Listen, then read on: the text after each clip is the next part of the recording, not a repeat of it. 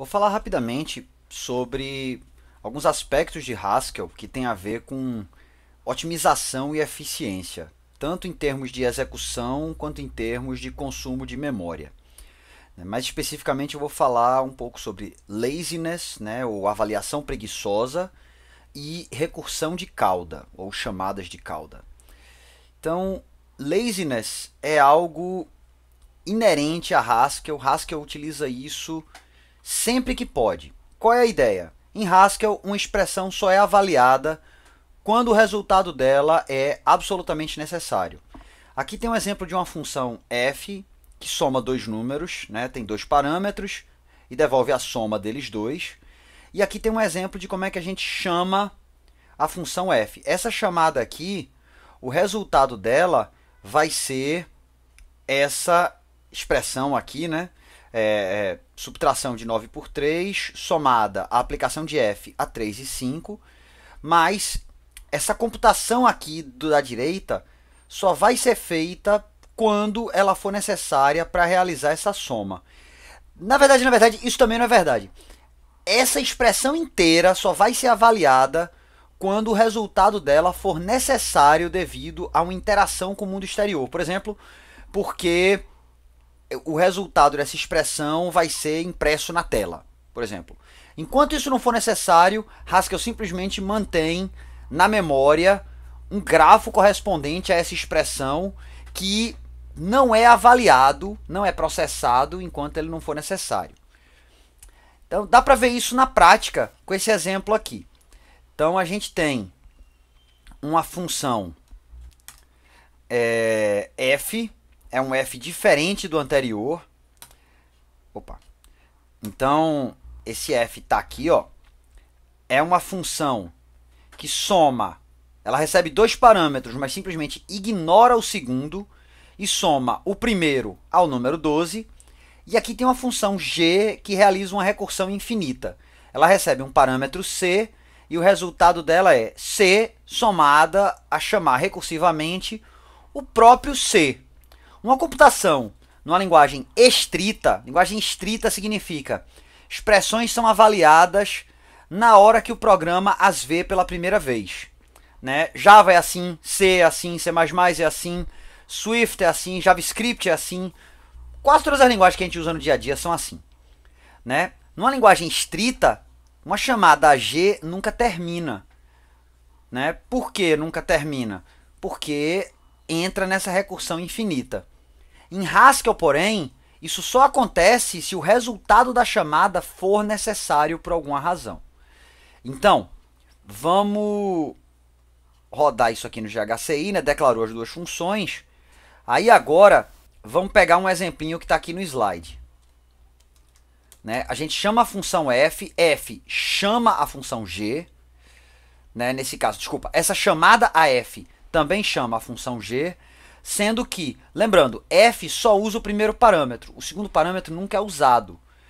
Então, f só depende desse 3, não depende do resultado dessa chamada a g. E aí olha o que a gente tem, 15. Por que 15? Porque usou o primeiro parâmetro, o 3, né? E somou isso a 12. Mas não fez nada com o segundo parâmetro. Não importa se ele é uma recursão infinita, porque essa recursão nunca é avaliada de fato.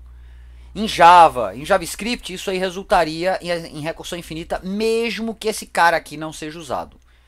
Então, Haskell, como podia não avaliar essa expressão, não avaliou. Se por outro lado a gente faz isso aqui, aí a gente tem um problema, porque o resultado dessa expressão vai ser necessário para aplicar a função f, que é necessária porque eu quero mostrar o resultado dela aqui no GHCI. Então, ó, recursão infinita, não para nunca. Inclusive, se eu mandar ele parar aí, vai dar problema. Bom, então, espero que tenha deixado claro o que eu quero dizer com Haskell ser preguiçosa.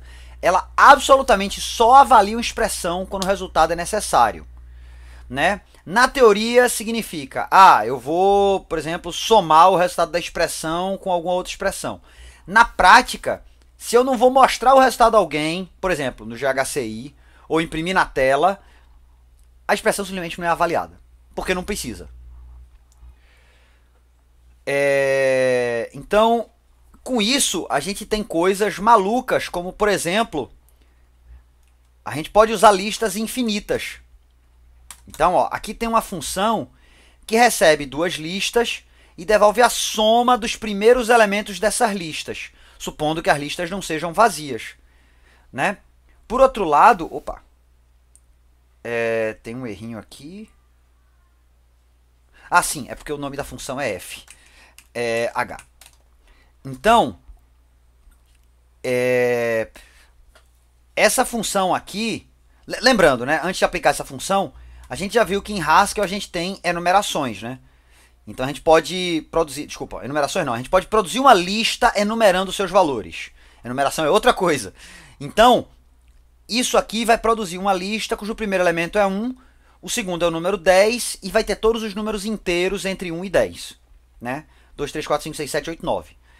Se por outro lado eu escrevo isso aqui dá lista infinita, né? Eu interrompi rápido, mas já estava aqui em 12.000 e alguma coisa.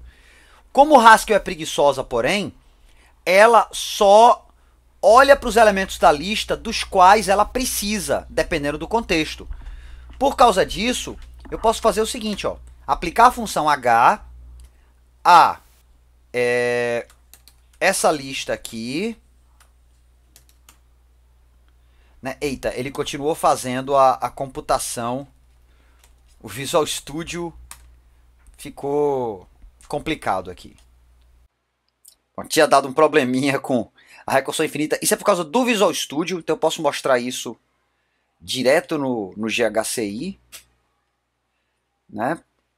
Deixa eu copiar o código aqui. Então eu posso mostrar isso diretamente no GHCI para ficar claro que não é uma questão de... que é uma questão do Visual Studio. Então, o problema é conseguir interromper aqui. Interrompi. Então dá para ver que a recursão infinita tinha ido até... a lista infinita, né? Tinha ido até 162.000 e alguma coisa. Aí agora eu vou definir essa função aqui, f. Então, f está na memória, beleza? Aí, ó, f só precisa do primeiro elemento de cada uma das listas que ela recebe como parâmetro. Mas dado que é assim, como Haskell é preguiçosa, ela não vai destrinchar essas listas inteiras, porque f não precisa das listas inteiras. Eu simplesmente pego o primeiro elemento de cada uma e faço a soma, mesmo considerando que essas listas são infinitas. Isso é muito útil, por exemplo, quando a gente constrói, listas infinitas no caso, né? É muito útil, por exemplo, quando a gente constrói um gerador de números aleatórios. O gerador de números aleatórios ele pode produzir uma lista infinita de números. Sendo que, sempre que você pegar o head, você pega dessa lista, você pega um número aleatório novo. Então não é incomum construir geradores de números aleatórios em Haskell desse jeito.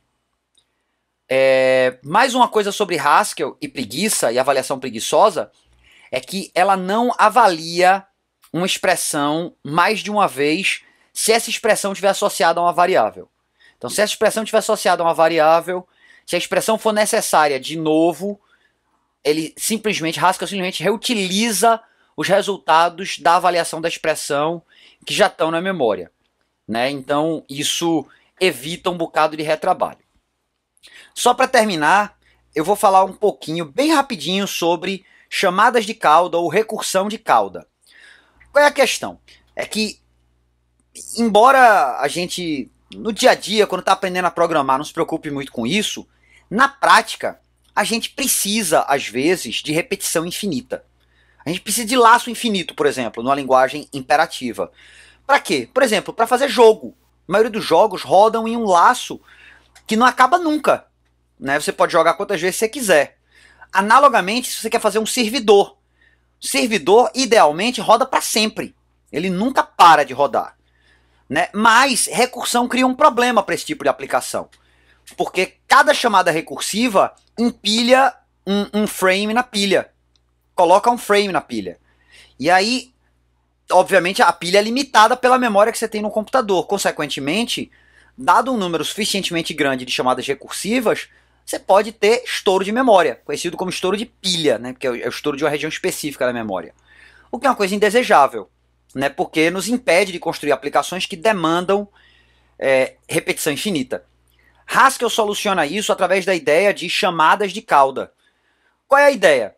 Em Haskell, se uma chamada recursiva, ela, na volta da recursão, não precisa fazer nada com o resultado, ela simplesmente pega o resultado de uma recursão e passa adiante para a chamada anterior, então que Haskell, o raciocínio é, a gente não precisa empilhar um stack frame novo, né, para cada chamada recursiva que é feita desse jeito.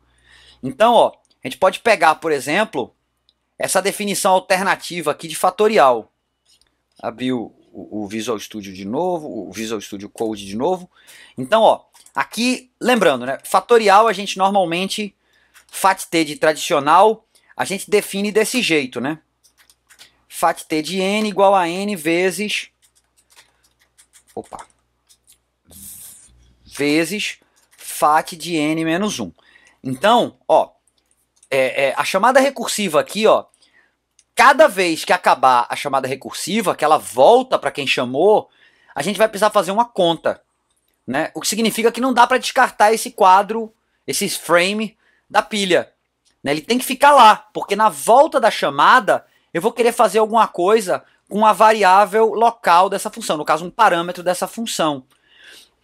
É interessante ver essa versão alternativa aqui, ó, FAT-N. Ela chama uma função auxiliar chamada tailFat, ou tailFat, né? Fat de cauda, passando dois parâmetros. Por isso que a gente usa a função auxiliar. Ela recebe dois parâmetros. Porque qual é a ideia? Um é o número cujo fatorial eu quero calcular.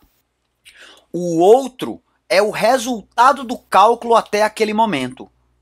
Então, a gente está carregando a solução do problema, ou seja, calculando qual é o fatorial, num parâmetro, ele está sendo levado adiante da cadeia de chamadas recursivas, ao invés de ser construído na volta das chamadas recursivas.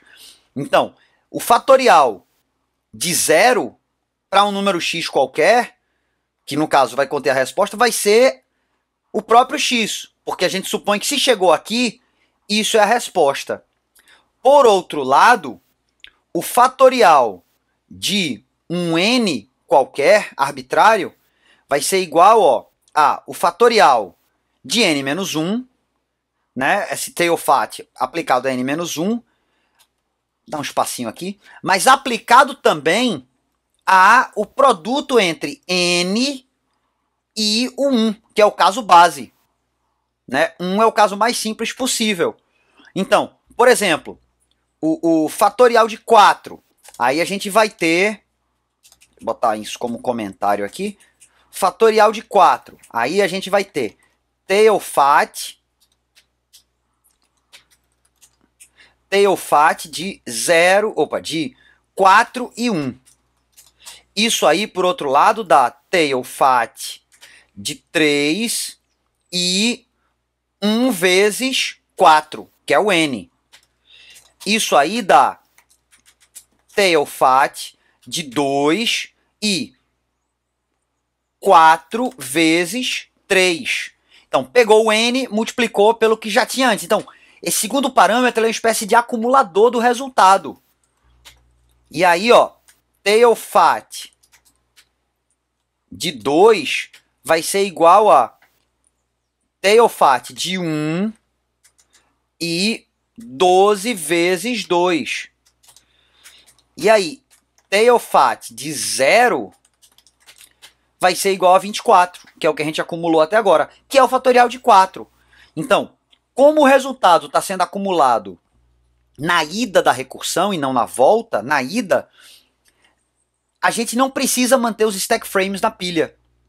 Né? Haskell consegue reconhecer essa situação. O GHC consegue reconhecer que é uma situação onde é possível lançar mão de recursão de cauda. Além disso, em várias situações em que isso não está explícito, o GHC também consegue transformar o programa, nem sempre, mas consegue transformar o programa para lançar mão de recursão de cauda. Então, nesse caso, como a gente não precisa do resultado na volta da recursão, Haskell não precisa empilhar os frames relativos a todas essas chamadas. Consequentemente, economiza memória e evita a ocorrência de estouro de pilha. Então, é uma técnica bem poderosa na prática e que a maioria das linguagens, infelizmente, não tem. Algumas linguagens têm algumas estruturas de dados específicas que funcionam desse jeito, como se usassem recursão de cauda. mas em geral não é o caso. Certo? Por exemplo, Swift eu sei que em algumas situações consegue usar, mas é uma exceção, não é a regra. Bom, isso aqui é só dizendo o que eu acabei de dizer. E aí aqui tem um exercíciozinho, né, para fixar, e é isso, pessoal.